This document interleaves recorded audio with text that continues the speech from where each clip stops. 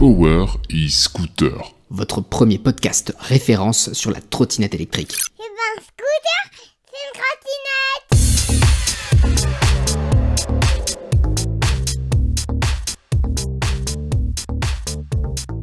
Bonjour les amis, bienvenue sur Power e-Scooter, le premier podcast référence sur la trotte électrique. Aujourd'hui, nous allons parler customisation, ou en français, personnalisation.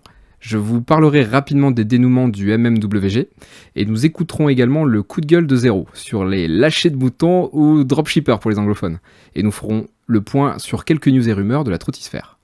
Et qui d'autre de mieux pour m'accompagner que mes deux fidèles compères Silk et Zero. Mais avant tout... Salut. Salut. Ça va Silk? Salut tout le monde. Mais avant de commencer ce nouvel épisode, je veux un tonnerre d'applaudissements pour Lissou. Salut Lissou. Salut. Bienvenue. Salut. Alors... Merci pour les bruitages. Bon, eh ben, écoutez, on va commencer par Lissou en fait. Donc, vas-y, on va te laisser te présenter. Tu viens d'où? Tu fais de la trotte depuis quand, etc. On t'écoute, vas-y. Eh ben, moi, je viens de Lyon, du coup. Je fais de la trotte depuis 1 an et demi. C'est mon chéri, en fait, qui m'a fait essayer, parce que lui, il D'accord. en avait une pour aller au boulot tous les jours. Et du coup, j'ai tout de suite adoré. Et j'ai fini par m'acheter ma M365, 3 mois après. Ok. Et voilà, depuis, je ne m'arrête plus. Et donc, ça fait combien de temps que tu fais de la trotte?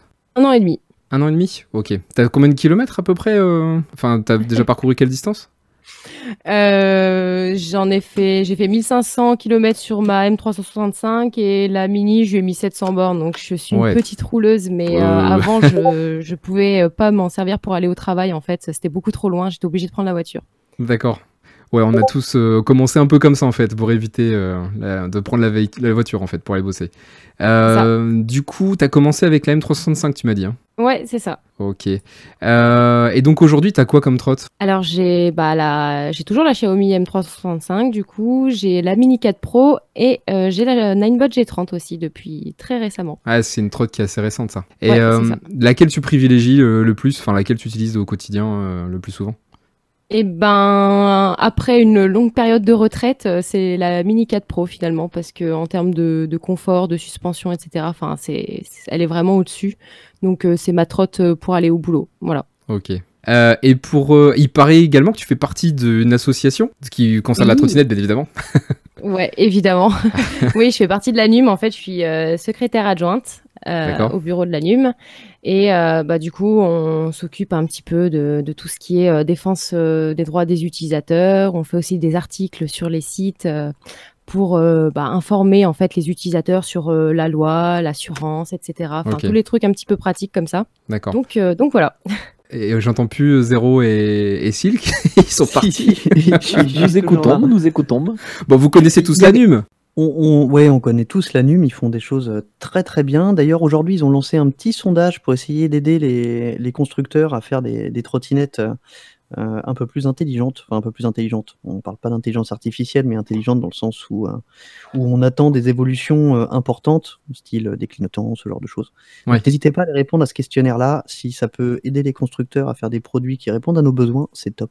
C'est clair. Bon, en tout cas, l'ANUM, c'est vrai que c'est une association dont on entend parler depuis un petit moment. Je crois que c'est peut-être une des seules qui a survécu, parce que ça doit pas être simple quand même de se lancer dans le monde de l'association, surtout sur quelque chose qui est un peu, on va dire, un objet de niche, quoi, la trottinette, même si on en parle un peu plus depuis quelques mois.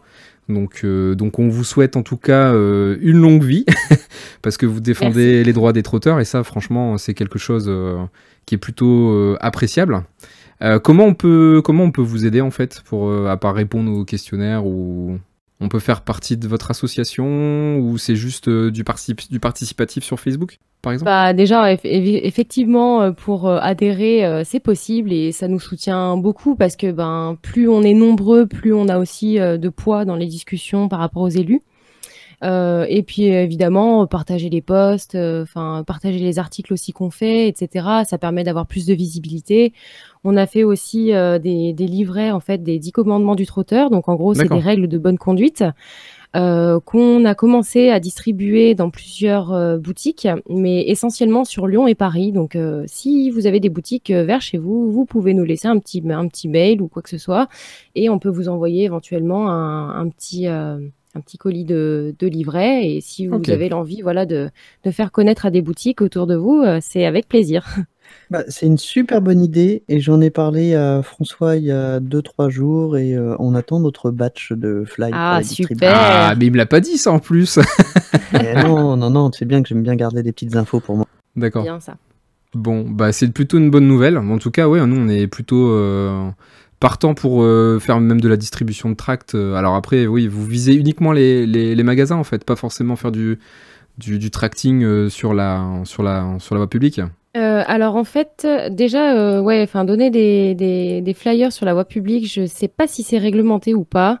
Nous, après, le but, c'était vraiment, en fait, le fait de passer par une boutique, c'était dans l'idée que voilà, quelqu'un qui connaît pas du tout la trotte électrique et qui va en acheter une dans une boutique, et ben qu'il ait tout simplement un petit livret clé en main avec voilà l'obligation d'assurance, etc. Enfin, qu'il soit un D'accord. minimum informé et qu'il sache que bah voilà, il y a une association qui est en train d'essayer de mettre des choses en place au niveau national pour pouvoir un petit peu, on va dire, adoucir un petit peu la loi. Mhm. Et enfin voilà, on a commencé par les magasins. Je crois qu'on avait édité quelque chose comme 2000 livrets.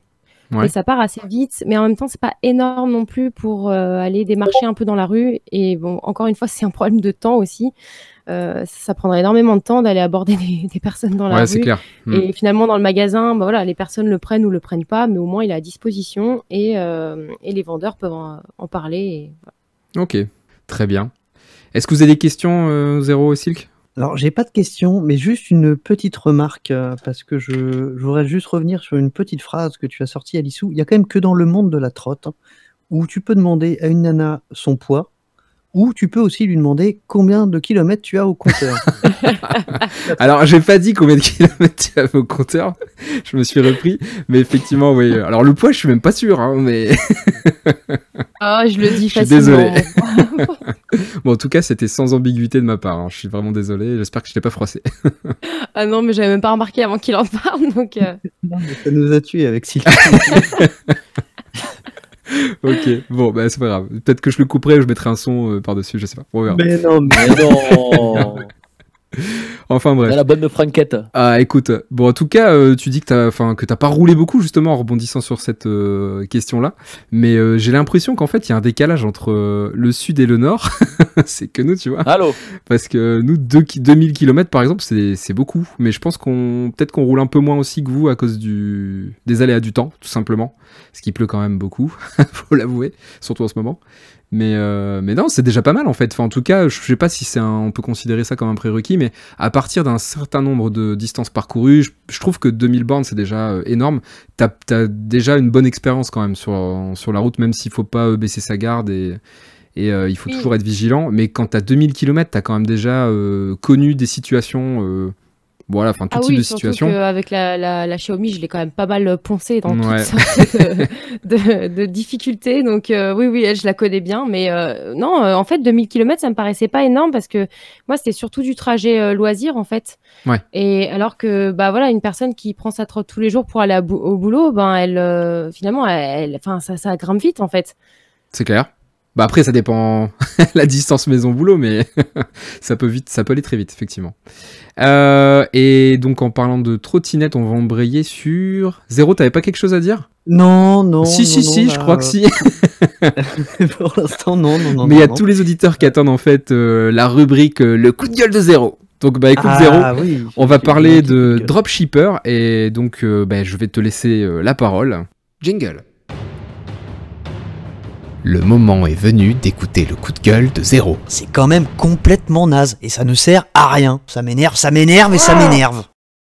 Alors, déjà, un dropshipper, Qu'est-ce que c'est c'est quoi voilà. Alors, qu'est-ce que c'est? En fait, c'est quelqu'un qui a une société, mais qui n'a pas de stock, qui, en fait, quand vous lui achetez un produit, lui va le commander à un distributeur, et c'est le distributeur qui va vous l'envoyer directement chez vous. Ça, c'est un dropshipper. Alors, attention, mon coup de gueule, c'est pas contre tous les dropshippers, il y en a qui Mhm. font très bien leur boulot. Mais Le t'as eu une problème, mauvaise c'est qu'il y en a- expérience. Oui, mais je vais pas citer de nom, on n'est pas là pour ça. Non, Mais ceux qui me suivent savent très bien de qui je parle. Mais c'est pas le seul. Bref, il y a beaucoup de dropshippers qui se servent de leur statut de dropshipper pour ne pas assurer les garanties. qu'on soit dropshipper ou qu'on ait une boutique qui a pignon sur rue, on est soumis exactement aux mêmes obligations. C'est-à-dire que la première année de garantie doit être forcément appliquée par le vendeur. On parle de garantie commerciale. La garantie constructeur ne vient que la deuxième année. Le D'accord. problème, c'est que beaucoup de dropshippers, au moindre pépin, puisqu'ils n'ont pas de boutique, ni pignon sur rue, ni même d'atelier, renvoient directement vers le fabricant qui, lui, ne prend pas en charge la garantie, puisque Et qui, souvent, il ce n'est pas habite le revendeur, ce n'est super pas loin. lui de le faire. Ouais. Et du coup, celui qui est lésé, c'est le client. Donc voilà, je ne dis pas que tous les dropshippers sont des pourris, mais regardez bien avant d'acheter chez un dropshipper. Essayez d'avoir des retours sur les différents groupes que vous pouvez trouver pour savoir si, effectivement, voilà. en cas de pépin, il assure vraiment un SAV ou pas. Alors, qu'est-ce qui fait qu'aujourd'hui, on va passer par un dropshipper? Quand voilà, j'ai envie de m'acheter une trottinette, j'ai vu une annonce sur Internet et je vais passer commande, parce que le tarif me semble intéressant. Comment je suis averti que le vendeur, c'est un dropshipper? Est-ce que... Il y a des Déjà, il y a un astuces? truc tout simple à faire, c'est regarder sur le site. Normalement, on doit avoir obligatoirement son adresse postale et vérifier sur Google Maps que l'adresse postale donne bien sur une boutique et pas sur un pavillon ou un appartement. Après, comme je vous dis, il peut y avoir aussi des bons dropshippers qui vont se débrouiller pour faire le SAV correctement. Parce qu'il ne faut pas se dire non plus que quand on achète un produit chez un dropshipper qui tombe en panne, et qu'on le renvoie chez lui parce que il doit recommander des pièces.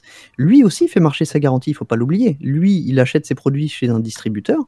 Donc s'il y a un pépin sur les produits qu'il vend, il se retourne contre le distributeur. Donc il n'est pas D'accord. lésé. Mais ça peut prendre du temps, par contre, plus de temps que si tu as acheté directement au revendeur. Ça prend beaucoup plus de temps que chez un vendeur qui a pignon sur rue. C'est pour ça que je recommande quand même de passer par je vais pas dire des vrais revendeurs, mais si, par des vendeurs qui ont pignon sur rue. Ok. Bon, en fait, voilà, là où je voulais en venir, c'est que, en général, ce qui fait que tu es attiré par un vendeur qui est, entre guillemets, dropshipper, c'est parce qu'il peut proposer un tarif plus intéressant, non? Non, Même pas pas particulièrement. Non, pour le client, il n'y a aucun intérêt particulier à aller chez un dropshipper. D'accord. L'intérêt du dropshipper, il est surtout pour lui, c'est que ça lui évite d'acheter du stock. Du coup, ça lui permet d'être en flux tendu et d'avancer de la trésosorie. Donc ça en permet à fait, beaucoup, j'exagère un peu le souvent. trait, mais t'as ta maison, tu peux rien stocker, tu te mets tu t'enregistres comme un revendeur, tu mets un site internet et les gens peuvent passer des commandes et toi en fait tu vas ensuite commander au revendeur et les faire livrer directement à l'acheteur, c'est ça? C'est ça. En fait, Bon. tu ne fais que prendre ta marge. D'accord. C'est Donc exactement c'est ça. un bon Voilà. conseil. Merci Zéro pour ton expertise. Voilà, quand vous allez acheter une trottinette ou même autre chose, hein, ça peut être aussi de l'accessoire, pensez à vérifier ça, vérifiez justement donc si vous avez affaire à un revendeur direct ou si vous passez par un dropshipper, ou enfin plutôt une boutique on va dire plutôt, parce que ça pourra vous éviter des délais et des délais à rallonge et également en fait après un SAV plutôt laborieux quoi. Tout à fait. Voilà, c'était l'idée de mon petit coup de gueule. Ok, tu savais ce que c'était Silk les dropshippers avant ou pas? Ah oui, bah ouais. Oui. Enfin, c'est vrai que moi particulièrement, je suis le genre de mec qui va vraiment, avant d'acheter quelque part, tu vois, on parle même souvent des sites Banggood, Gearbest et compagnie là. Ouais, même rien que sur ces sites-là, j'achèterais pas. Wish, Parce que tout ça, je quoi. me dis toujours qu'avec le SAV, ça risque d'être une galère, tu vois. Donc, je préfère toujours essayer déjà d'acheter soit dans un magasin qui a pignon sur rue, entre guillemets, ou alors je suis plutôt partant, moi, d'aller sur des sites bien connus. Ouais. Enfin, moi, là-dessus, je suis vraiment terrible, quoi. Faut être vigilant. Je n'achèterai jamais sur un site un peu bizarre. Donc, les dropshippers, je connais bien, mais après, je pense que pour acheter une trottinette et tout sur ce genre de site, faut vraiment y aller un peu en se disant oh bah tiens, Ah ouais. elle est à 1000 au lieu de 2500, tiens, je vais la prendre. Donc, tu vois, Je généralement. le fais. C'est vrai. Ah. Allez, salut. Non, mais après, il y a quand même un truc Et qu'il voilà. faut avouer, c'est que les trottes, on sait qu'elles sont toutes assemblées en Chine. Les gens qui achètent des trottes en général, cette notion-là, ils la connaissent. Ils savent très bien que ça vient de Chine. Donc, si tu fais des recherches, ou si t'as un pote qui fait des recherches pour toi et dit « Ouah, j'ai trouvé un tarif hyper intéressant sur cette trotte qui habituellement est vendue 1200, tu l'as à 800 », t'es tenté, quoi. C'est vrai que t'es- Ouais, mais le dropshipper va on pas m'a fait vendre comprendre. moins cher. Hein. Oui, Il va non, mais c'est juste, parce que je rebondissais sur ce que disait garder plus Silk. de marge qu'une boutique parce qu'il a moins de frais. Il a pas de, déjà, généralement, il a pas de salariés, il a pas de stock Oui, il a aucun frais. à quoi. avoir, il a aucun frais. Donc, c'est vraiment de la marge, quoi. Après, il paye sa TVA, mais c'est Et en plus, il fait pas de SAV. Et il fait pas de Bah, SAV. souvent, ouais, souvent, et pourtant c'est une obligation légale. Après qu'on soit dropshipper ou pas, quand on vend, on doit assurer la garantie commerciale d'1 an avant la garantie constructeur. Donc ça, c'est bien de le savoir. Et si vous avez une galère et si vous êtes passé par un dropshipper, ben, vous penserez à zéro et vous pourrez faire valoir vos droits. Voilà. Bon, du coup, ça nous amène à, parce qu'on parle de trotte, mais on peut parler aussi de plein d'autres choses, des accessoires, etc. On va évoquer le sujet principal du podcast d'aujourd'hui, c'est la customisation des trottes. Waouh, on va débattre. Vaste sujet. Alors, j'ai une question, on va faire un petit tour de table là, rapidement. Quelle a été votre première modification sur votre première trotte, bien évidemment? Honneur aux dames, hein. Vas-y Lissou, on t'écoute. Ça a été quoi ta Merci. première modif? Et ben, ça a été de coller des bandes de LED sous le deck. Des bandes de LED. Oui, voilà. Donc esthétique avant tout. Ouais, ouais, ouais. Ok. Silk? Alors moi Silk, je crois connaître la réponse, est-ce que- mais vas-y. C'était quoi ta Est-ce que première mettre un modif? support de téléphone, c'est une modification esthétique? Pour toi, on va dire oui. Franchement, parce que c'est la seule chose que j'ai faite. Mais en oui, fait. mais oui, c'est une... oui. J'accepte ta réponse. Bon, bah, voilà. Un magnifique support de téléphone. Que Ce j'ai qui est bien, eu, c'est que voilà. j'ai pas besoin de te demander pourquoi, parce que du coup, je sais que c'était pour mettre ton téléphone. C'est... Entre autres. Ok, toi, Zéro, vas-y. Bah, moi, c'était sur une Itou, et bon, on n'est pas loin du concept de l'issou, c'était rajouter des lumières parce que je trouvais qu'il n'y en avait pas assez. Bon, les lumières, donc en majorité pour l'instant. Bah moi, c'est un peu différent. Moi, en fait, j'ai tellement eu...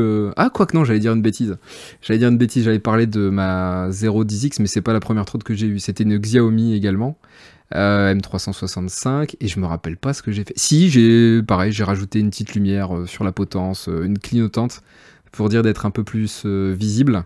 Parce que je crois que je l'avais eu début de l'hiver, un truc comme ça, quoi. Donc voilà. Donc en fait, voilà, c'est la lumière. Ça veut peut-être dire qu'il manque cruellement de visibilité sur les trottinettes, en tout cas de celles il y a 1 ou 2 ans, quoi. Ok. Je suis en train de me rendre compte que je te dis une petite bêtise. En fait, Moi ma aussi. première fois, c'était une SXT et que j'ai monté un klaxon dessus. Ah, un Et une klaxon. alarme. Quand même. Hein. Et Des toi, fois Lissou, qu'on tu me disais pique cette merde. Bah, personne me l'a. Et j'ai fait. En fait, moi aussi, j'ai dit une bêtise parce que le premier truc que j'ai fait, c'était de protéger le câble de feu arrière sur le garde-boue de la Xiaomi. Voilà, donc tu t'étais déjà bien renseigné avant d'acheter ta Xiaomi. Tu savais qu'il y avait un défaut et qui Ouais. était sur le câble électrique qui alimente donc la lumière arrière qui frottait sur la roue avec les vibrations. Ouais, on l'a tous fait aussi ça. Bon, peut-être pas toi, mais bon, toi t'avais une version 3.2. Ils avaient déjà tout modifié dessus. Ils se sont dit pour Silk, on va. Voilà. Ou alors c'est toi, t'as attendu, tu t'es dit, on va attendre que le produit mûrisse. Avant de l'acheter. Ouais, non, mais ouais. Moi, je me suis dit, bon, bah, si ça casse, ça casse. Ça te casse. Je changerai à ce moment-là. Ok. Bon, en tout cas, je pense que vous serez d'accord pour dire que dans la customisation des trottes, il y a quand même 2 catégories. Il y a la customisation visuelle, et c'est essentiellement ce dont on a parlé sur nos premières modifs. Et il y a aussi après ce qu'on appelle l'upgrade, ou l'amélioration en fait de la trotte au niveau des caractéristiques techniques, en fait, tout simplement. Vous êtes d'accord? On est d'accord sur les deux familles. Ouais. Quoique la première n'est pas forcément que esthétique, parce que quand on rajoute de la lumière, c'est pas forcément pour faire joli, c'est peut-être aussi pour mieux voir et être mieux vu. C'est Donc vrai. celle-là, elle est un peu entre les deux. Donc juste pour chipoter et t'embêter un petit peu, on va dire 3 catégories. Oui. Bah, du coup, on va parler de la customisation visuelle sur les trottinettes. Donc, je le répète, la customisation visuelle, normalement, hein, ne modifie pas les caractéristiques techniques de votre trottinette. On va dire que c'est la plus soft. Qu'est-ce que vous avez fait comme modif du coup? Alors là, je vous ai parlé de la première trotte, mais en général, vous, quand vous achetez une trottinette, d'accord, la première, la deuxième, la cinquième, bref, qu'est-ce que vous avez envie de changer sur votre trottinette visuellement? Est-ce que vous êtes plutôt à coller des autocollants, à, je sais pas, modifier le visuel pour vraiment rendre la trotte à votre image, quoi? Qui commence, hein. Premier Ok, pour la parole. allez, je me lance. Moi, le premier truc que je change systématiquement, c'est le guidon. Parce que je suis toujours mécontent, quelle que soit la trotte, enfin sauf l'Itou, parce que là, t'as pas trop le choix, t'es obligé de faire avec celui que t'as déjà. Mais sinon, non, le guidon, parce que je sais pas pourquoi en Chine, ils s'acharnent à nous mettre des guidons extra larges. Et que moi, quand j'achète une trottinette, je cherche plutôt un truc compact pour me faufiler et pas un truc de 90 cm de large. Mais là, du coup, on est plus sur la custo à l'upgrade en fait. Tu vois, et moi je voulais qu'on parle d'abord de c'est la entre les customisation deux, c'est un visuelle. peu esthétique, ça change pas les caractéristiques Oui, on est de d'accord. la trotte. On est Donc d'accord. oui, guidon, lumière, s'il y en a pas assez, rétroviseur, parce qu'il y en a jamais et c'est quand même super utile. Donc là, oui, c'est esthétique et utile. Mais purement esthétique, moi après, c'est pas trop ma tasse de thé. Moi, généralement, quand je fais des. Toi, c'est des plus modifs, sur c'est quand l'utile, même, quoi. Utile. Voilà. Ok. Non, Mais ouais, c'est vrai qu'elle change les poignées. En général, j'ai déjà, enfin, je me suis fait la réflexion en fait quand j'ai reçu la G30. Je m'étais dit que c'était ma trotte vraiment 100% légale, que j'allais rien toucher dessus. Ouais. Et le premier truc que j'ai regardé en la sortant du carton, c'est si je pouvais enlever les poignées. Et après, je me suis dit non, j'avais dit que je la touchais pas et tout. Donc, je n'ai pas pu le faire. Mais en général, je change les poignées parce que je D'accord. trouve que celles de Xiaomi et de Ninebot qui elles sont sont sensiblement pas- les mêmes, elles sont vraiment pourries, quoi. Enfin, elles sont pas du tout ergonomiques au niveau des mains. Et je trouve que sur des trottinettes sans suspension comme ça, eh ben, c'est important d'avoir une prise en main qui est bien. Sinon, moi, j'ai l'impression de lâcher en fait le guidon à cause Ouais. de ces grosses poignées là. Enfin, je trouve que je sais pas comment ça a été conçu, mais je trouve que c'est vraiment bof, quoi. Ouais, honnêtement, c'est pas quelque chose qui va coûter super cher, la poignée, même pour un assembleur, un fabricant. Mais bon, c'est vraiment pour limiter les coûts au maximum, je pense. Hein. Mais, Ah oui, bah bien sûr. enfin bref. Après, il y a aussi un petit peu... Enfin, les gens, je pense, prennent beaucoup de plaisir à modifier leur trotte. Enfin, quand on se balade un petit peu sur les groupes, on se rend compte que enfin, les gens, en général, dès qu'ils achètent leur trotte, ils font des modifs. Alors, au niveau visuel, on voit quand même beaucoup de gens customiser la trotte avec des stickers. Alors, ça peut être des stickers catadioptres, c'est-à-dire des stickers qui vont réfléchir la lumière. Donc ça, c'est plutôt une bonne chose. Parce que même si c'est visuel, on peut considérer que c'est quand même une upgrade, enfin une amélioration de la sécurité, hein, donc c'est plutôt quelque chose de sympa. Puis c'est vrai qu'aujourd'hui on a quand même du choix par rapport à, je sais pas, il y a 5-6 ans. Aujourd'hui vous allez sur Amazon, sur AliExpress, sur n'importe quel site gros revendeur, enfin vous avez un choix de malade quoi en termes d'accessoires. Donc ça c'est plutôt bien, mais oui je trouve, pour ma part je trouve que les gens ils modifient tout de suite, ils se sentent on voit rarement une trotte qui n'a pas été modifiée visuellement. Ouais. Mais je pense qu'aussi, il y a ce fait. En fait, je pense aussi qu'il y a quelque chose à souligner, c'est que par exemple, quand quand tu as la chance d'acheter une voiture neuve, tu peux choisir la couleur, tu peux même choisir la couleur de tes rétros, du toit, de la gueule de tes jantes, etc. Alors que quand tu achètes n'importe quel modèle de trotte, en fait, elle est comme ça. Par exemple, la 10X, elle est rouge et noire. Si tu achètes une 10X, elle est comme ça, tu n'as pas vraiment le choix. Donc peut-être que c'est aussi une volonté un peu des gens de la mettre à la couleur qu'ils auraient voulu avoir dès le départ. C'est clair. Et qu'est-ce que... En fait, je pense Vas-y. qu'on a envie d'avoir un truc qui nous ressemble, d'être un peu personnel. J'ai l'impression que toutes les custos que je vois, on n'a pas envie de faire comme les autres. On a envie d'avoir sa trotte et qu'elle soit unique. Ouais. Mais du coup, il y a quand même une frontière. À partir de quel moment ça devient kitsch?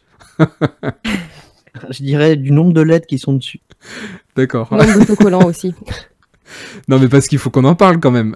Il y a quand même aujourd'hui, on peut tout Il y a changer. des ratés, il y a des ratés, il y a des beaux ratés. Alors, il y a des super ouvrages. Hein. Moi, j'ai vu des decks en bois de toute beauté, super bien réalisés par des amateurs en plus, hein, pas forcément des choses que vous retrouvez dans le commerce.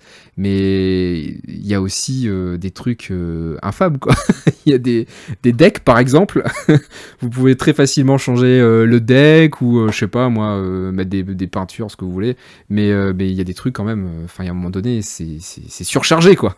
Au secours, on a l'impression en fait que le tuning s'est intégré dans la trottinette parfois. À l'époque où on traînait beaucoup sur l'E2 Club, il y en avait un, je vais pas citer son nom, puis en plus je m'en souviens plus, mais alors il avait une E2, à la fin ça ressemblait, alors, il avait rajouté un siège, des lumières de partout, un énorme coupe-circuit au-dessus du contrôleur, bon on sait pas trop pourquoi, il y avait tellement de trucs, c'était d'un lait.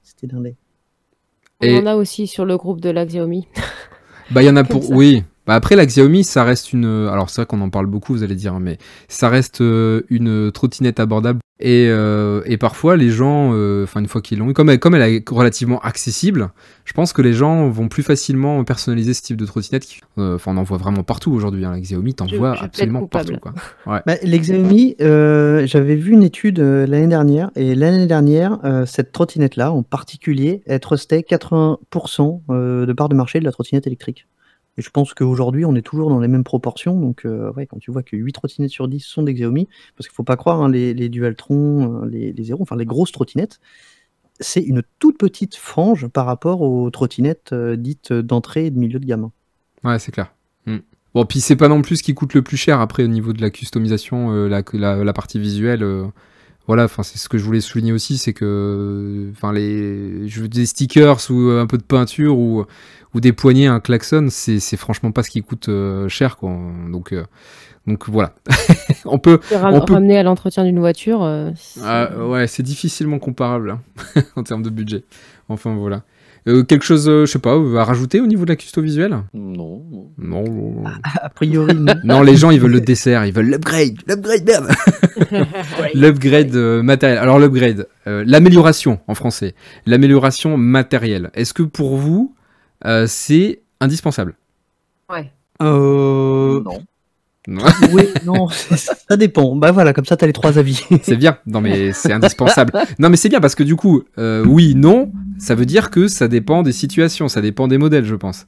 Donc, dans quel cas c'est indispensable ? Pour quel type de modèle c'est indispensable ? Par exemple, pour commencer ?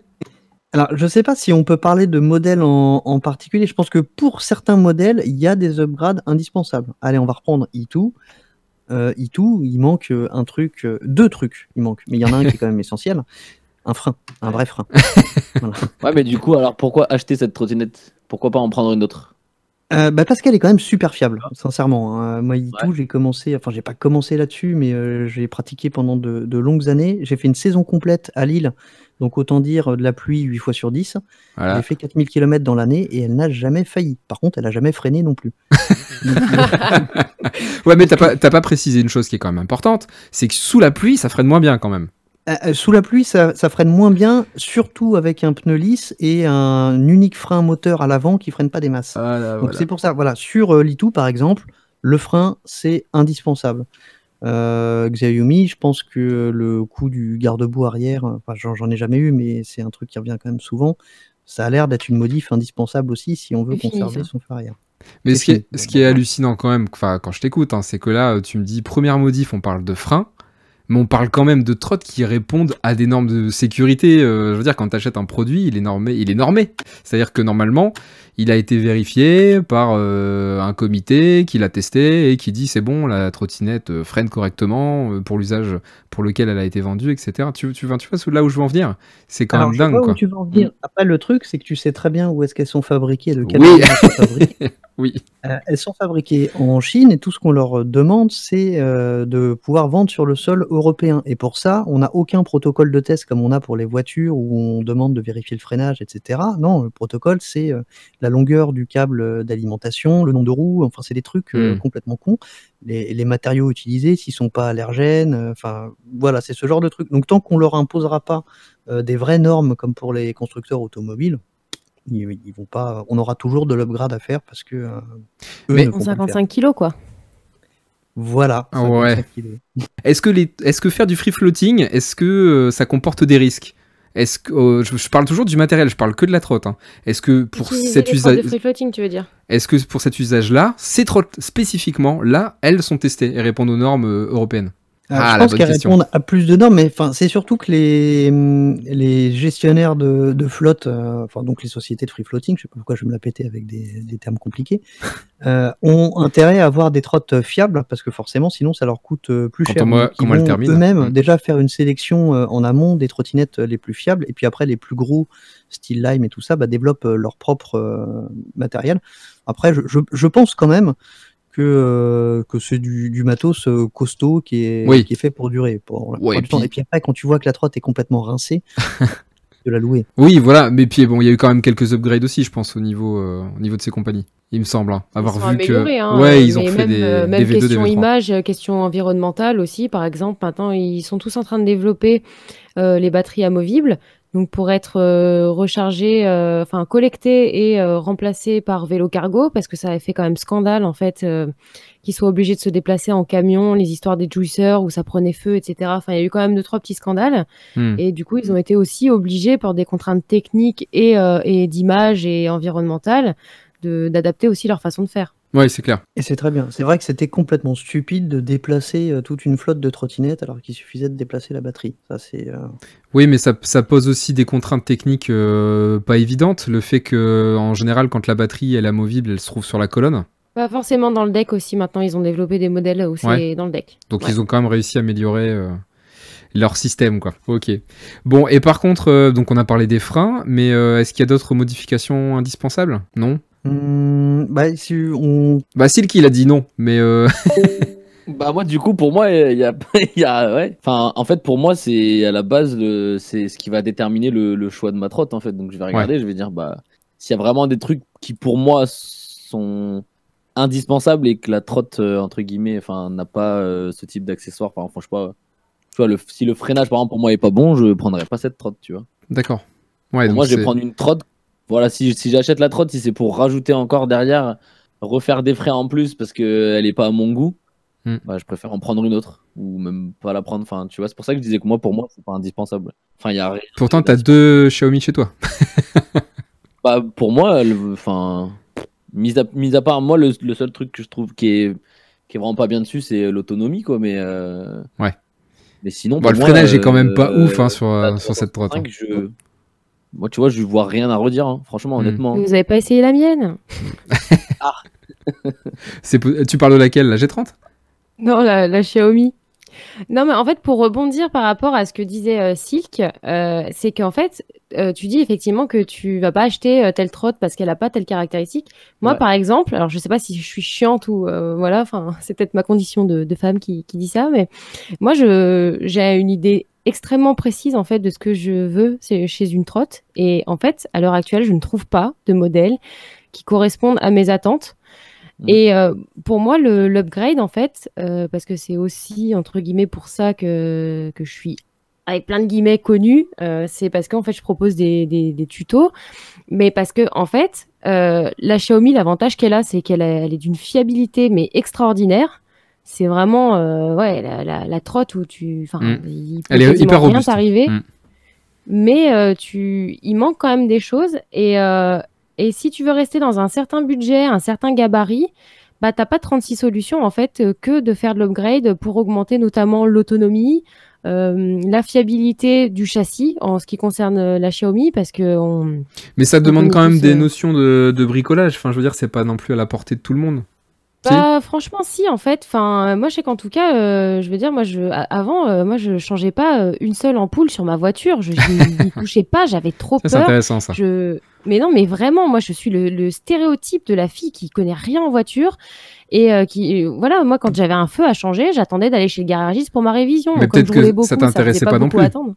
Mais et finalement, ma trotte, je la bricole dans tous les sens parce que tu as ce côté justement où c'est hyper accessible, où bah, comme c'est relativement financièrement voilà, abordable, c'est pas très cher. Ouais, c'est ça. Tu te dis, bah écoute, si je me foire, bah, au pire, la pièce, je sais pas, elle me coûte 22 €. Ou alors, au pire, bon, bah, je vais aller mettre 50 € dans un magasin, ils vont me la changer. Enfin, t'as toujours un peu ce côté, voilà. Alors que la voiture, tu pètes un truc, ça peut être vite 200 balles pour un bout de plastique. Enfin, voilà. Ouais, c'est clair. Non, mais comment dire, le risque est quand même pas le même. C'est sûr, tu casses une pièce sur la trotte. D'ailleurs, sur la Xiaomi, on a quasiment tous changé le petit loquet là, de verrouillage de la potence.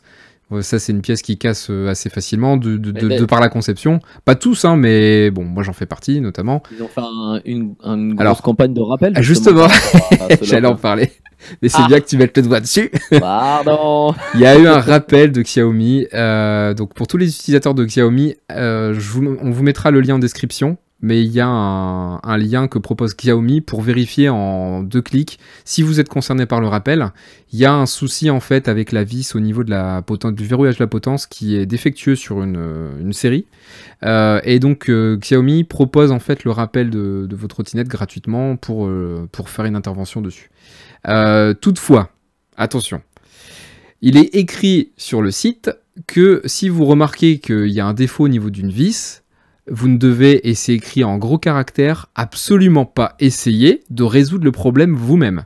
C'est-à-dire qu'en fait, si vous constatez qu'il y a un défaut à l'endroit indiqué, vous devez le laisser tel quel, vous ne devez pas intervenir. Enfin, là, vous comprendrez que si vous essayez de mettre un coup de tournevis ou un coup de clé, faut pas que vous fassiez de traces. Sinon, enfin, si ça se voit, c'est mort, ils feront rien. Et une deuxième chose qui est super importante, d'accord, c'est que si c'est marqué, je vais vous lire la phrase, comme ça, vous pourrez pas dire que je la modifie, aucune trottinette modifiée par un utilisateur ne sera prise en charge par le programme de réparation de Xiaomi. Et donc du coup, on est toujours dans l'upgrade matériel. À partir de quel moment mon upgrade fait que ma Xiaomi, elle peut pas être reprise parce que c'est une modification de ses caractéristiques. Et bah Lizou, tu as abordé le sujet dans une de tes vidéos, il me semble, en tout cas rapidement. Je crois que en fait, une modif à partir du moment où elle change le comportement routier, où elle change le gabarit, la physique du véhicule. La physique du véhicule, voilà. Merci Olivier Mignot qui m'a tout appris. Eh ben vas-y, on t'écoute alors. Ça exclut tout autant les garanties constructeurs commerciales et les assurances. Et les assurances. Moi j'avoue que la partie commerciale, entre guillemets, je m'en fiche un peu parce que, comme je disais, moi j'achète mes trottes en Chine en fait, la plupart du temps, sauf la Mini 4 que j'ai achetée d'occasion.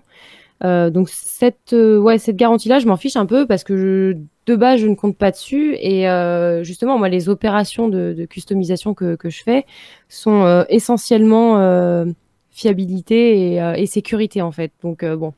Mais par contre, ouais, effectivement, côté assurance. Donc, à partir de quel moment l'assurance, elle est compromise, du coup? Dès que c'est de la modification du châssis. Donc, par exemple, le meilleur exemple que j'ai à vous proposer, c'est pour la M365. Alors, désolé, c'est Power e-scooter, mais là, on n'est pas sur du Power, on est sur du e-scooter. Ouais. Mais, par exemple, il n'y a pas de suspension. Donc, il y a des Australiens, je crois, qui ont créé la suspension monorim, donc à visser, en fait, sur la colonne de la Xiaomi, et vous avez du coup une suspension à l'avant. Et ben, celle-ci, par exemple, c'est complètement...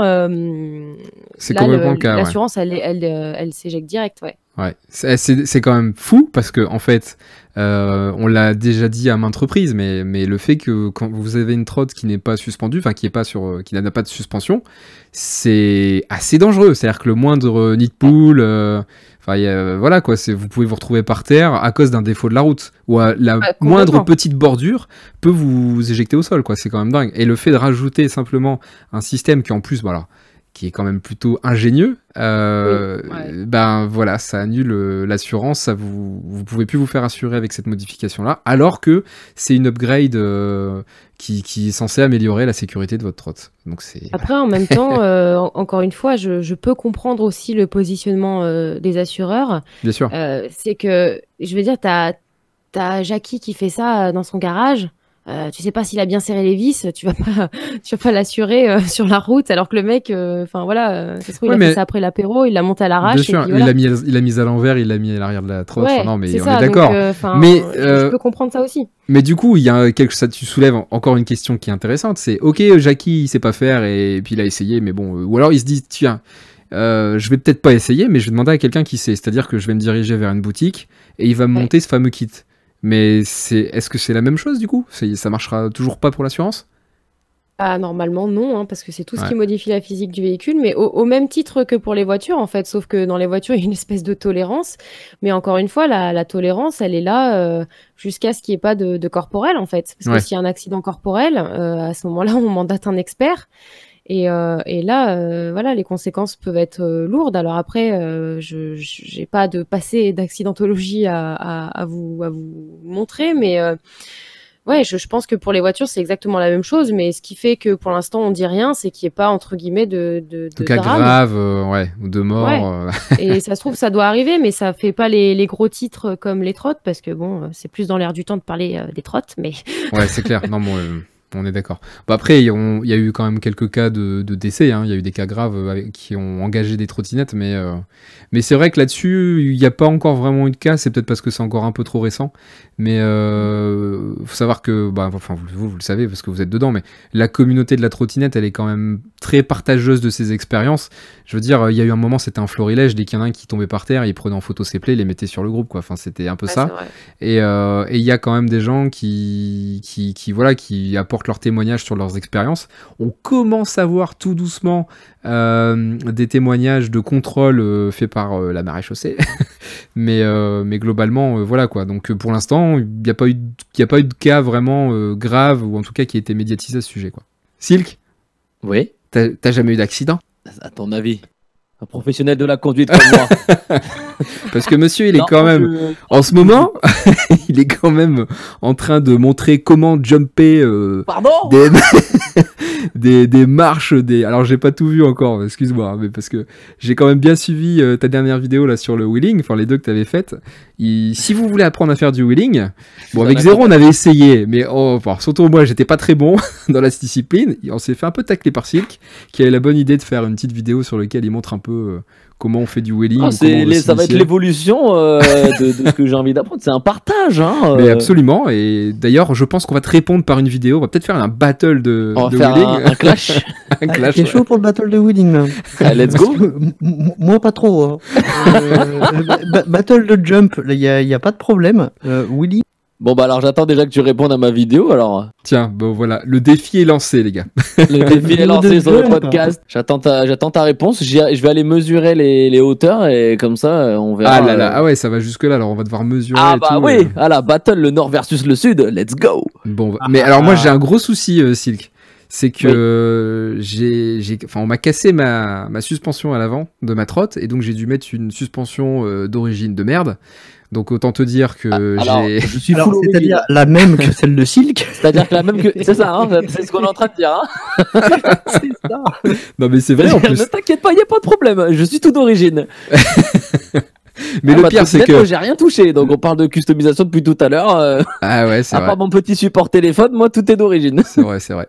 Non mais bon après c'est vrai qu'on s'habitue peut-être au luxe hein, rouler avec des suspensions. Moi je connais pas vos suspensions qui sont a priori miraculeuses, mais en tout cas déjà avec celle-ci ne t'inquiète pas, tu peux jumper, il y aura pas de souci. D'accord. Mais tu peux surtout rebondir en fait avec les selles d'origine.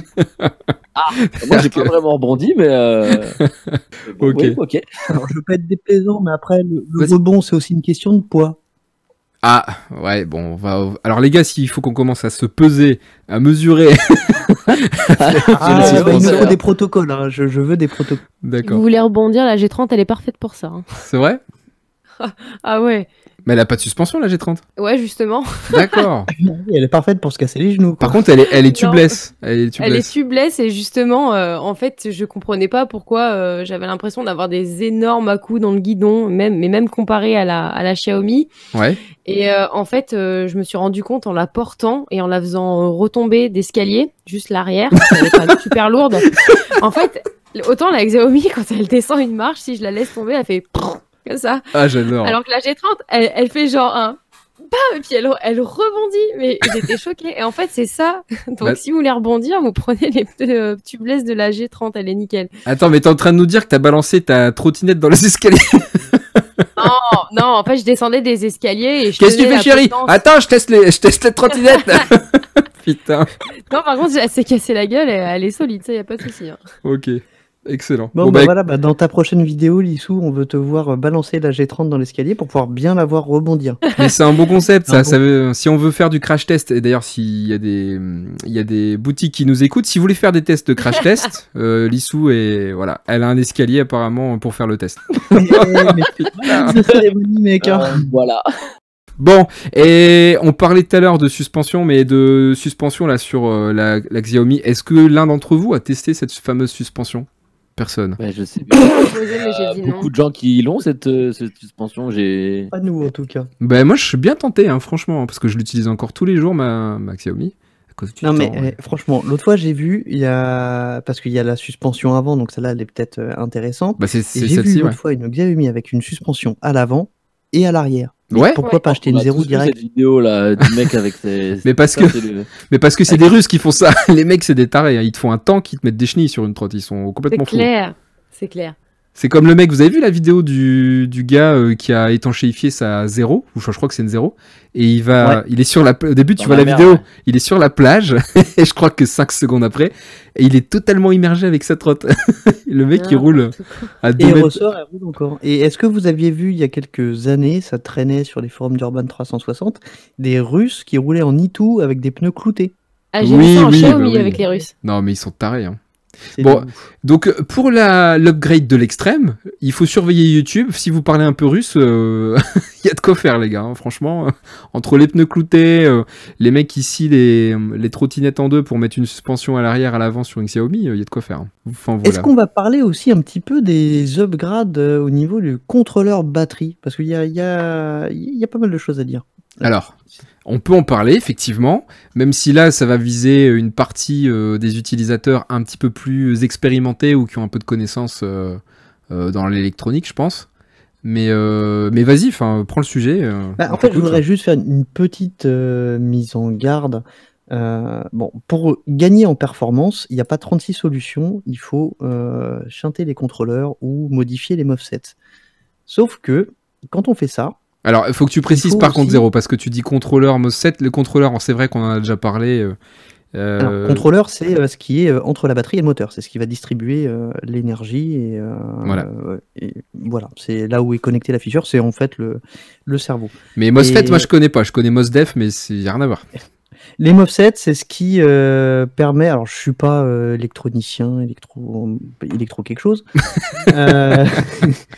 Euh, mais en tout cas, c'est ce qui permet de modifier l'ampérage de sortie. Et c'est ça qui va influer sur la puissance. Voilà. Donc, en modifiant les movesets, on va pas changer la vitesse de pointe, ou en tout cas très très peu, mais par contre, on va rajouter de la puissance. Mais, quand Mais il y a on un change mais. les movesets, il faut aussi s'occuper du BMS de la batterie. Parce que le BMS de la batterie, je vais vous donner un chiffre. Donc la BMS, clé, et un- c'est ce qui gère la. C'est quelque chose qui gère la batterie en fait. C'est ça, c'est ce qui permet d'équilibrer les cellules, qui permet de faire plein de choses. C'est toujours inclus dans les batteries. Et voilà, ça permet de rééquilibrer les cellules. Et c'est en fait un rempart entre les cellules et le contrôleur. Le truc, je vais vous donner un exemple précis. Une trotte qui va sortir d'origine 40 ampères par contrôleur. La batterie qui est dedans, le BMS va permettre de sortir 80 ampères. C'est ce qu'on trouve généralement sur les grosses trottes. Quand on modifie ces movesets, on va, admettons, monter à 50 ampères par contrôleur. Donc on arrive à 100 À ampères. 100 ampères. Mais si on ne touche pas au BMS, et ben, qu'est-ce qu'on fait? Quand on va demander une puissance en pic ou en crête, et ben, le BMS ne va pas pouvoir les fournir. Et il va pas faire que se couper, en fait. Il va juste claquer. Et ça coûte très très cher. Et il faut savoir qu'en fait, les BMS qui équipent les batteries, ils sont toujours calculés au plus juste. Il y a très très peu de marge de sécurité. Généralement, je vais prendre la 010X par exemple.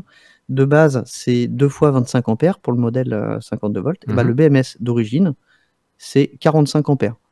Alors, c'est D'accord. même moins que 2 fois 25 parce qu'en vrai, il y a une marge de sécurité, quoi. 22,5, mais il n'y a aucune marge de sécurité. Ah oui. Donc, on rajoute que 5 ampères sur les contrôleurs, et ben ça y est, le BMS ne peut déjà plus suivre. Donc D'accord. attention à ça quand vous faites ce genre de modif. Déjà, n'hésitez pas à contacter Seima Batterie à Lyon, qui sont en train de se faire une spécialité là-dedans et qui sont très très bons. Et eux vous expliqueront tout ça. On ne modifie pas les movesets, on ne fait pas de shunt sur les contrôleurs sans toucher au BMS, au risque de cramer son BMS.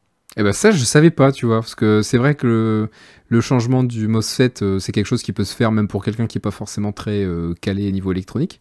Mais d'accord. Donc en fait, tu peux même pas essayer d'upgrader un petit peu.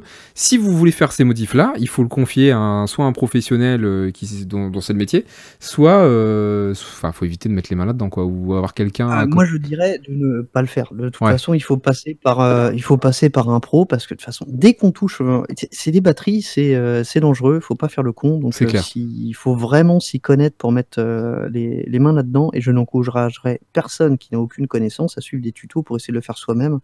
c'est dangereux, on joue pas avec Bah, ça ça. peut exploser, hein. Juste ça Voilà. en fait. La batterie peut exploser si c'est mal géré, effectivement. Même s'il y a des petites sécurités, etc. Voilà, faites pas n'importe quoi, s'il vous plaît. Bah écoutez, je pense qu'on a fait le tour des upgrades. Eh ben c'est cool.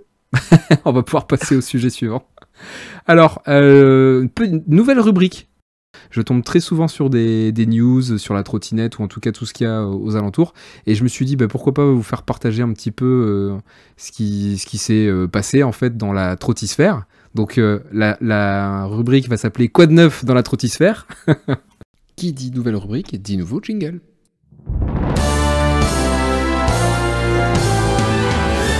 Quoi de neuf dans la trottisphère? Et je vais Pas commencer mal. par un truc, parce que on parle de batterie, et ça tombe bien, ça me fait ma transition. Au CES de Las Vegas, cette année, il y a Flex, donc la marque Genax, qui est une marque coréenne qui réalise des batteries, en fait. Qui a réalisé un exploit, c'est de réaliser des batteries qui sont pliantes. Et au-delà du fait qu'elles sont pliantes, elles peuvent atteindre une épaisseur d'un demi-millimètre. Je ne sais pas si vous imaginez. Donc ils n'ont pas donné de détails spécifiques sur la conception de ces batteries-là, mais il faut imaginer tout ce qu'on peut faire avec une batterie flexible, la mettre pourquoi pas dans du textile, ou bah, pour la trottinette après, bon, il y a une histoire quand même de Pour la puissance, mais trottinette, c'est pas ouf, mais par c'est contre, pas ouf. Mais les skateurs vont adorer parce que c'est une des problématiques sur les skates électriques. Là, on en a pas mal discuté. ouais, la pendant flexibilité WWDC. de la planche qui pose problème. Les batteries, généralement, elles sont scindées par groupe de cellules, justement parce que la planche peut s'affaisser un petit peu, et pour éviter de la casser. Donc eux, ça va carrément les intéresser, ça va être une révolution. Dedans. Ouais, alors, effectivement, sur le skateboard, mais toi qui as une doudoune chauffante à pile, tu vois, ça peut, pourquoi pas, tu vois, s'intégrer sur ce genre de matériel. Et c'est surtout, enfin, le fabricant précise que, en fait, c'est tellement flexible que dans du textile, on sent à peine le fait qu'il y ait une batterie à l'intérieur. Alors, par contre, il y a quand même un risque pour ces systèmes. Enfin, le risque principal, ça reste quand même la surchauffe qui proviendrait en fait suite aux torsions ou aux plis continus sur la batterie qui la ferait surchauffer et qui pourrait provoquer une explosion. Donc, faut saluer. Donc, en fait, Ouais, alors. On n'est pas encore au top là. Non, là-dessus. on n'est pas au top, mais n'empêche qu'aujourd'hui, il y a quand même c'est quand même l'exploit qu'il faut souligner, le fait qu'on peut faire des batteries ultra fines, ça c'est quand même juste dingue. Mais ils n'ont pas juste balancé leurs batteries ultra fines et pliantes comme ça en disant attention, ça peut quand même exploser. Apparemment, ils sont en train de développer un gel dans lequel comporterait de l'électrolyte, si je dis pas de bêtises, qui permettrait justement d'éviter le fait qu'elle surchauffe en fait. Donc ils sont déjà sur le coup ils ont déjà un coup d'avance et on devrait, enfin en tout cas il faut suivre ça avec attention. Je pense que d'ici quelques années, on risque d'être agréablement surpris par l'évolution des batteries. Tant mieux, un peu d'évolution. Bon, c'est pas mal. Ils peuvent nous inventer des batteries qui font pas 30 kilos et avec une bonne autonomie, ce serait vraiment la révolution, quoi. Ben là, du coup, je pense qu'on est sur la même voie, hein, même si, bon là, c'est pas forcément le poids qui a été mis en avant, mais si tu peux mieux répartir la masse de ta batterie, tu vois, ça peut être aussi quelque chose d'assez avantageux, quoi. Même si je suis persuadé que le poids sur une trottinette qui commence à atteindre des vitesses supérieures à 25 km/h joue quand même un rôle important. Hein, Silk, toi qui es motard, je pense que si t'avais une moto ultra légère qui fait, je sais pas moi, 50 kg, ça pourrait être un peu dangereux, non? Bah déjà, ouais, on le voit rien qu'avec les modèles 225. Enfin, tu vois, moi j'ai toujours roulé avec des gros cubes, j'ai jamais eu une petite bécane et la fois où j'ai roulé sur circuit avec des 125, C'était fait peur. pour tester des pneus, t'as l'impression d'être sur un vélo, quoi. Donc, avec le poids en soi, mais c'est comme sur les trottes, hein, tu vois, moi, franchement, la 10X, mine de rien, le poids, bon, certes, ça peut être un frein pour certaines utilisations, mais Ouais. d'avoir du poids, franchement, c'est quand même. Bah, t'as quand même pour les virages, je pense une que vraie c'est sensation de. Pas non plus de stabilité, mais bon. Enfin. Mais le fait que le poids soit très très bas dans le deck, je trouve que ça baisse le centre de gravité et qu'au final, ça les rend plus maniables. J'ai l'impression que plus la 11X, par exemple, qui est hyper lourde avec une batterie super lourde, mais par contre, elle est super stable. Limite, tu peux tenir à l'arrêt, Ouais. tu peux tenir à l'équilibre. Ça dépend de l'usage. Hein. Oui. Si tu veux faire du multimodal, c'est pas possible, quoi. Non, c'est sûr. c'est sûr. 50 kilos, c'est un peu lourd. Mais par contre, je pense qu'elle Même 16, rebondirait hein. bien dans ton escalier. Même 16. Bah écoute, tu me l'envoies, je te dis ça. Je sais pas Ouais. si. Ça va coûter cher en transport. Puis après, il faut la renvoyer. Enfin, news suivante. Alors, je suis tombé sur un article qui m'a fait un peu rire. Le titre, c'était 2 kilos d'héroïne livrés en trottinette en centre-ville. Donc, il y a un mec, en fait, un colmarien de la ville de Colmar. Il a reconnu avoir livré à trottinette électrique plus de 2 kilos d'héroïne en un an en centre-ville. Là où il habite, en Uber Eats fait. de la Mais alors, ce qui est génial, et c'est là où je vais vous poser la question, savez-vous pourquoi il s'est fait, enfin, comment il s'est fait prendre par la police? Il est passé au McDo? Même pas. Il aurait pu, tu me dirais, il aurait pu. Mais c'est pas ça. Il s'est cassé la gueule. Ça aurait pu, mais c'est pas ça non plus. Je pense qu'il était certainement à jeun quand il conduisait. Je sais pas. Il a demandé son chemin. Non plus, non. Bon, là, on sèche. Hein. Je sais pas, Silk, non? Non, aucune idée. Eh ben, en fait, il a installé une selle. Il a installé une selle et c'est à cause de ça qu'il s'est fait prendre parce que c'est formellement interdit par la loi sous peine d'amende pour les véhicules qui sont non homologués sur la route ne disposant pas de rétroviseur et de carte grise et n'impliquant pas le port du casque. Enfin voilà, il faut quand même réunir ces critères-là. Mais voilà, il s'est fait prendre parce que il était sur sa trotte tranquillement installé sur sa selle et il s'est fait contrôler en fait tout simplement. donc c'est quand même dommage. C'est quand même dommage de se faire prendre comme ça sur une trotte. Je vous mettrai le lien, il y a le détail dans l'article avec la photo de la trottinette. Je crois d'ailleurs que c'est une XXT, là, je sais plus le nom. SXT. Ouais, c'est un vieux truc. Alors c'est ça que j'aimerais bien savoir, ça faudrait qu'on se renseigne un de ces quatre, parce que SXT, il y a quelques temps, il faisait des trottes homologuées route avec selle, rétro et carte grise. Moi, c'était ma première trotte et elle était homologuée route. Et ça, c'est dingue. Est-ce que du coup, avec cette interdiction de selle, ces trottes-là sont encore légales ou pas? Ah, je ne pense pas. Je pense que non. T'avais même un emplacement pour la plaque sur celle que j'avais essayé. Ah, c'est dingue ça. Ouais. Bah, Mais il y a des moi, pays je pense qu'elles doivent être homologuées parce que du coup, quand elles sont homologuées comme ça, justement, t'as une plaque, t'as un certificat d'immatriculation et tout. Donc, moi, je pense que les mecs, ils se sont dit, regarde, Robert, il y a une batterie au plomb, comme dans les voitures, c'est bon, vas-y, tu peux y aller. Enfin bref. Peut-être qu'il s'est pas enregistré le mec, il avait peut-être un véhicule homologué, mais il a pas fait la carte grise, il a rien fait du tout, et puis voilà, il s'est fait. C'est clair. Et après, vu que c'est tendance de faire la chasse au sel, de toute façon, je pense que la chasse à la selle. On doit passer avec une selle, on te contrôle, et puis après on verra si c'est légal ou pas, mais enfin dans tous les cas, le mec s'est fait contrôler. C'est clair. J'ai vu quelqu'un avec une selle sur une Xiaomi tout à l'heure. C'est impressionnant. C'est impressionnant. Il n'y a pas de suspension, hein. Non. Alors peut-être au niveau de la selle, celle qu'on avait essayé, tu te rappelles, Zéro, qui disposait d'une suspension et qui est. Alors ça, par contre, c'est juste bluffant. La suspension sur la selle, c'est un truc de dingue. Alors je sais bien que sur la 10X, il y a une excellente suspension déjà de base, mais le taf que fait la suspension sur la selle, il faut vraiment l'essayer. Faut vraiment l'essayer. C'est vraiment dingue. Je me demande même d'ailleurs pourquoi, aujourd'hui, sur les vélos classiques, traditionnels, ils y ont pas pensé plus tôt, ou on n'en voit pas plus souvent. On voit beaucoup ça existe un peu, sur des... mais généralement sur des vieux vélos. Il y a aussi des trucs, je sais que ma femme, elle a acheté ça. C'est un espèce de revêtement en silicone que tu mets sur le... Oui, le Geltec. Pour le popotin. Ouais, ça j'en avais un aussi. C'était super pratique. Enfin bref. Dernière news, on va terminer avec une dernière news à Montréal. Je sais pas si vous avez suivi un peu l'actu là récemment. D'ailleurs, ça date d'aujourd'hui, je crois. À Montréal, donc au Canada, ils ont dit stop au free floating en 2020, en raison en fait du manque de respect des utilisateurs vis-à-vis de la réglementation. Pour l'instant, donc c'est encore en test. Enfin, c'est encore en test. On peut encore utiliser des trottinettes dans la rue, mais ça va disparaître en 2020. Et en fait, il y avait donc seulement 20% des trottinettes qui étaient stationnées dans les espaces qui étaient dédiés donc au free floating, d'après la ville. Et quand on lit l'article, c'est assez, les mots qu'on peut y trouver sont désordre, cohabitation difficile avec les piétons, taux de délinquance. Moi, ça m'a tué quand j'ai vu ça. Alors ok, c'est une traduction, mais taux de délinquance de 80%. Mais tu dis, mais attends, on parle de délinquance sur des trottinettes quand même. Enfin, c'est quand même juste dingue.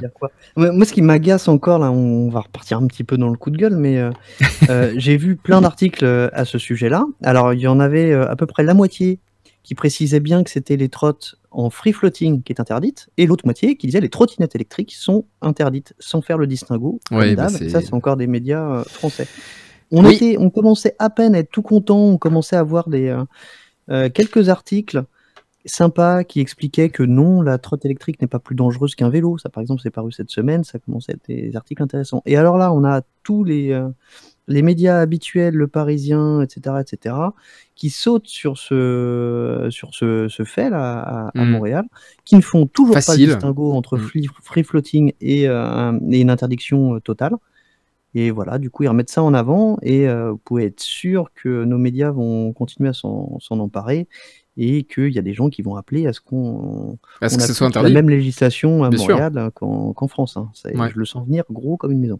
Bon, même si on peut souligner que là, aujourd'hui, on n'est pas encore trop embêté.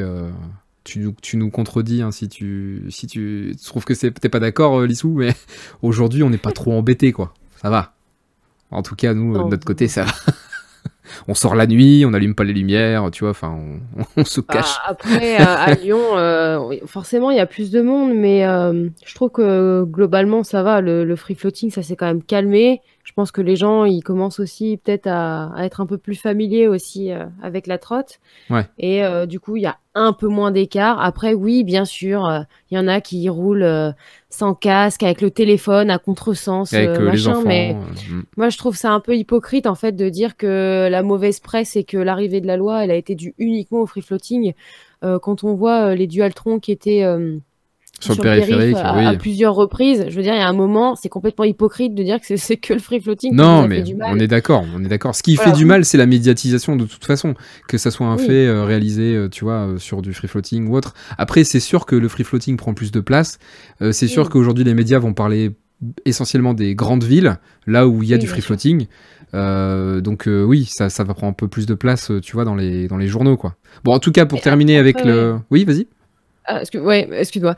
Non, mais après, en fait, faut pas oublier qu'avant, on était complètement interdit et qu'on était simplement toléré, en fait. Oui. Mais Merci on de le était rappeler. vraiment interdit. Donc finalement, le free floating, quelque part, et ça, on l'oublie un petit peu, il a permis de faire en sorte qu'on soit officiellement légaux, en fait, sur la route, qu'on ait le droit d'être sur la route, parce qu'avant, c'était pas le cas. Et en cas d'accident, de choses comme ça, bah, on n'avait aucune existence légale, et donc c'était un peu au petit bonheur la chance. En fait, il y en a qui en ont fait les frais. Hein. Ouais, c'est clair. C'est clair. Bon, En tout j'ai un cas, avis mitigé. pour Montréal, non, mais enfin, il faut le préciser, tu as raison. Mais en tout cas, pour Montréal, il y a eu quand même aucun accident mortel ou grave à déplorer. Donc, du coup, c'est plutôt, tu vois, une bonne chose, malgré le fait qu'il y ait beaucoup de délinquance en trottinette à Montréal. Il y a eu, alors, si on veut parler chiffres, 110 constats d'infraction qui ont été qui ont été émis pour des vélos et des trottinettes. Donc là, en plus, tu vois, ils viennent greffer les vélos aux trottinettes. Autant dire que c'est pas énorme. Et 333 donc constats d'infraction pour le non-respect du code de la sécurité routière. Faut pas oublier que à Montréal, le port du casque est obligatoire, hein, que ça soit en trottinette ou à vélo. Donc c'est assez mitigé comme article, je trouve.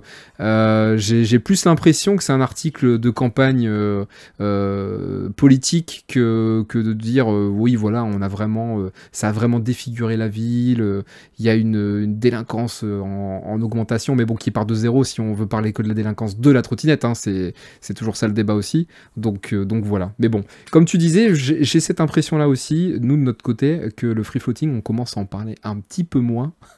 On voit surtout qu'il y a un paquet de sociétés qui ont fermé et que celles qui restent font des efforts sur plusieurs aspects. L'aspect écologique, on le voit là avec les batteries, et puis l'aspect un peu sécurité, quoi. Enfin, au niveau de... Ils font des modifs, ils essayent de trouver des solutions pour éviter de laisser les trottinettes n'importe où à l'abandon. On essaye de repartir sur des endroits où ils peuvent ancrer les trottinettes, c'est-à-dire vraiment les attacher, etc. Donc on repart peut-être sur un futur, sur de meilleurs auspices, comme on peut dire. Je sais pas ce que vous en pensez. D'ailleurs, à ce propos, sans leur faire de pub, je sais que la marque Cirque de free floating fait une réduction, en fait. Si vous portez un casque et que vous prenez une photo dans l'appli, vous avez, je sais plus, c'est 15 ou 20% de réduction, en fait, si vous aviez un casque. Bah, D'accord. ça, c'est des démarches super intéressantes, je trouve. Et c'est pour ça que j'en parle, parce qu'ils n'ont pas vraiment communiqué là-dessus. Et je trouve que c'était intéressant à savoir, parce que s'il y en a qui ont accès et qui utilisent le free floating, et ben savoir qu'ils ont une réduction parce qu'ils portent un casque et donc ils font attention à leur sécurité, c'est plutôt pas mal. C'est plutôt sympa. C'est Après, la marque blanche et verte qui propose ça? Non, c'est C'est la Cirque. marque Orange. Orange. Ok. Mais après, il faut juste espérer que Snapchat ou Messenger ne fassent pas un filtre où ils te mettent un casque sur la tête. Parce que sinon, Oh, ce serait rodé quand même. imagine le truc. Enfin bref. Ok. Est-ce que je peux revenir juste sur le sujet d'avant? Bien sûr. Allez, encore un mini coup de gueule. Pourquoi, en trottinette, tout le monde doit être irréprochable? Parce que c'est Je- nouveau. Parce que c'est nouveau. Regarde, à Montréal, on interdit les trottinettes parce que mauvais comportement de certains utilisateurs. Est-ce qu'on ferait la même chose pour la voiture? Est-ce qu'on ferait la même chose pour un autre moyen de transport? Non, il n'y a que dans la trottinette ou dans toutes les nouvelles mobilités urbaines, on va dire, qu'on a ce truc de dire, ok, il y a 3 mecs qui font les cons, bah du coup on va tout interdire. Mais putain, en voiture, il y a des gens qui font n'importe quoi et on va pas interdire toutes les voitures non plus. Les piétons. Le problème, c'est c'est- pas la trottinette, c'est le comportement de celui qui la conduit. Et ça n'inclut pas tout le monde. Alors moi je pense que ça va, c'est vraiment, je pense que c'est beaucoup plus profond que ça, même si je suis totalement d'accord avec ce que tu dis, je suis le premier à le revendiquer, c'est que c'est l'entité automobile et que en termes de journalisme, si tu commences à t'attaquer à l'automobile, qui représente un poids économique impressionnant sur chaque pays, et même au niveau industriel, je pense que tu peux pas t'attaquer à un titan comme ça aussi facilement que sur la trottinette qui provient de Chine, sur lequel ils ont déjà pas mal, tu vois, ils ont donné une image. Mais qui était je forcément- veux pas m'attaquer à l'automobile, mais pourquoi sur ce mode de transport particulier, on devrait payer pour les mecs qui font les clowns dessus? Pourquoi tout le monde paye pour ces mecs-là et pas sur les autres moyens de transport? Les Moi, gens je voient que ça, trouve en fait. Ben parce que c'est plus facile en fait de dire lui il fait mal plutôt que regarde quand tu es au travail tu fais bien quelque chose, on va pas forcément te dire ben voilà c'est super t'as cartonné. Par contre si tu fais quelque chose de mal, même si elle est basique mon explication, mais on va te le dire tout de suite, tu vois. Et je pense que ouais c'est plus facile de dire bon bah voilà regardez lui il a roulé sur le périph', regardez lui là il a renversé une dame avec sa trottinette, que regardez ce bon père de famille met un casque quand il va au travail, il met des vêtements réfléchissants, il s'arrête au feu rouge, tu vois. Et je pense qu'on va là, donc ouais c'est rageant, moi ça m'énerve aussi, surtout quand en plus c'est toi sur la trotte et qu'il y a quelqu'un qui te frôle en voiture et que tu te dis mais mince, s'il y avait la police au moment où c'était arrivé, j'aurais peut-être ça serait peut-être pas terminé de la même façon. Mais aujourd'hui, tu peux aussi porter une caméra sur toi, tu vois, pour te protéger un minimum si t'arrive ce genre d'événement, quoi.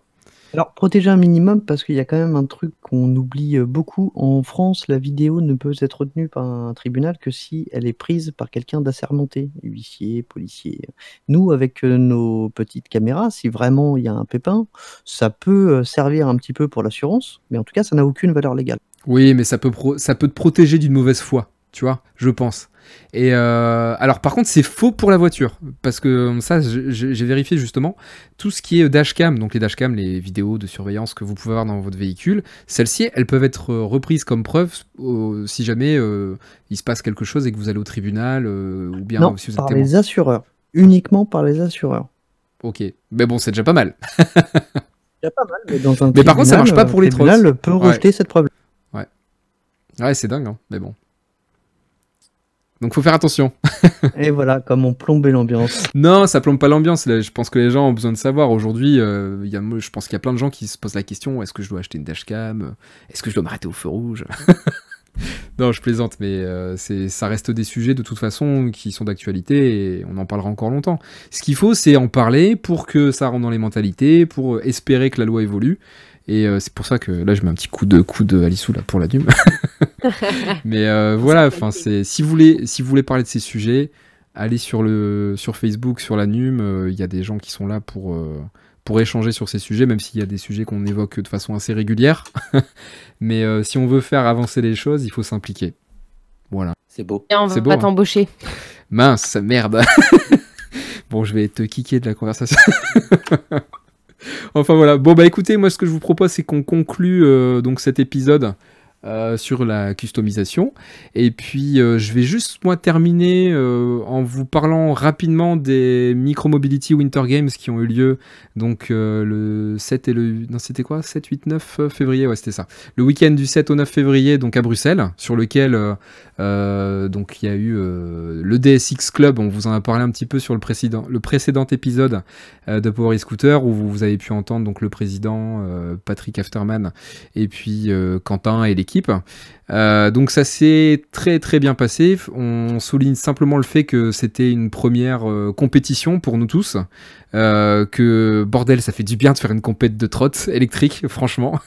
Je sais pas ce que t'en penses, Zéro, mais on est ressorti de ce week-end vraiment avec de super sensations, cool. De très bons souvenirs plein la tête. Se régaler.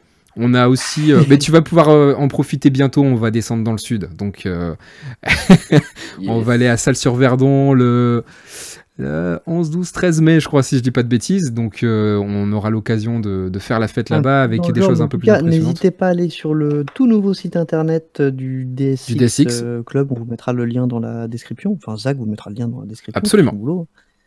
Il y a toutes les dates, il y en a qui ont été rajoutées en plus il n'y a pas longtemps, il y a plein d'événements. On a un super président que Lissou connaît bien, qui est super motivé, qui fait plein de trucs, et on a une bonne équipe. Et je sais pas si tu l'as précisé, j'ai pas trop écouté, mais on a tout raflé. Alors oui, j'avais pas terminé, mais est-ce que vous venez à Givors? Givors, c'est une ville, ça? Ah, c'est vers Lyon. Non, mais alors le problème, tu vois, c'est que nous, on est dans le nord et que c'est pas forcément hyper simple de faire des longs déplacements comme ça. C'est la course de côte qui a été annoncée aujourd'hui, je crois, ouais. Qui est fin mai, je sais plus. D'autonomie, c'est 2 fois 1h30, je crois. C'est assez proche de Salles-sur-Verdon, je pense pas. Donc, mais Salles-sur-Verdon, c'est un terrain... D'accord. Donc du coup, je vois un peu mieux où ça se situe. Mais Salles-sur-Verdon, ça nous a attiré parce qu'on a vu des modules de plus de 3 mètres de haut, etc. Donc il va y avoir du spectacle. Ça, c'est pour moi, ça. Et ouais, carrément. Et c'est 3 jours de folie. Un petit mot sur DSX Club. Donc c'est une première association française de compétition de trottinettes électriques. Il y a aussi des wheelers. Mais pour voir comment se démène Patrick, le président, pour nous trouver des événements, mais quasiment chaque mois, moi j'hallucine. Hein. Tous les jours, il nous balance une nouvelle date, avec une nouvelle épreuve, etc. Enfin voilà, si vous êtes attiré par ça, si vous voulez juste nous voir sur les épreuves, allez sur le site et vous aurez toutes les dates et les lieux, etc. Pour venir nous voir. Si vous voulez faire partie de DSX Club, vous pouvez le faire également, moyen de cotisation. Et franchement... et de la bonne humeur. Ouais, il y a une super ambiance. On était tous ravis de se rencontrer parce qu'on se connaissait déjà depuis un petit moment, mais du coup là on s'est vraiment vu en chair et en os, donc c'était vraiment super sympa. Il y a une vidéo il y a même plusieurs vidéos qui ont été tournées sur le week-end, donc si vous voulez voir à quoi ça ressemblait, n'hésitez pas, on en a une également sur notre chaîne, sur les Easy Riders. Et sinon c'est les Wheelers Sartois et ouais, les Wheelers Sartois également nous ont interviewés et ils ont couvert tout l'événement, ils ont un super reportage très bien fait, donc allez les voir. Je mettrai le lien là également dans le descriptif de la vidéo. Voilà, donc c'était le petit clin d'œil, enfin les petites explications sur le week-end au MMWG. Alors il y a eu quand même un petit couac, mais qui s'est bien terminé, il y a eu un happy end. C'est qu'en fait c'était la première fois que c'était organisé donc à Bruxelles, et enfin par les Belgium Wheelers, et il y a eu un problème en fait avec les récompenses, c'est-à-dire que leur système de calcul n'était pas super au point, on n'a pas pu monter sur les podiums à la fin, alors qu'on avait tout raflé, enfin on n'avait pas tout raflé, mais honnêtement on a ramené quelques coupes et pas mal de médailles. Et on n'a pas pu monter sur les podiums. Donc c'était le côté un petit peu frustrant du week-end, sachant que pendant 2 jours, on savait toujours pas ce qui allait se passer. Et derrière, ils ont fait un travail, ils nous ont recontactés, ils ont mis plein de messages sur leur groupe pour indiquer qui étaient les gagnants, ce qu'on avait gagné comme médaille, comme trophée. Il y a même eu des cadeaux. T'as gagné des beaux gants d'ailleurs, toi. Des gants orange magnifiques pour customiser ma tenue, tu vois. Let's go. Parce qu'on a parlé des customisations de trotte, mais pas de tenue. Ça fera peut-être un autre épisode. Donc voilà, donc n'hésitez pas à aller voir, et puis n'oubliez pas, soyez pas timide sur les commentaires, n'hésitez pas si vous avez des questions, s'il y a des sujets que vous souhaitez qu'on aborde sur les prochains podcasts, si vous voulez participer, allez-y, même sur les vidéos sur YouTube, on se fera un plaisir de vous répondre, donc arrêtez d'être timide. Bon, je vous remercie en tout cas, Lissou, Silk et Zero de m'avoir accompagné sur ce nouvel épisode. J'espère vous revoir sur un prochain. On essaiera de faire assez rapidement. Et Toujours puis, présent. donc voilà, donc je vous remercie. Et puis je vous dis à bientôt. Salut. Salut tout le monde. Salut.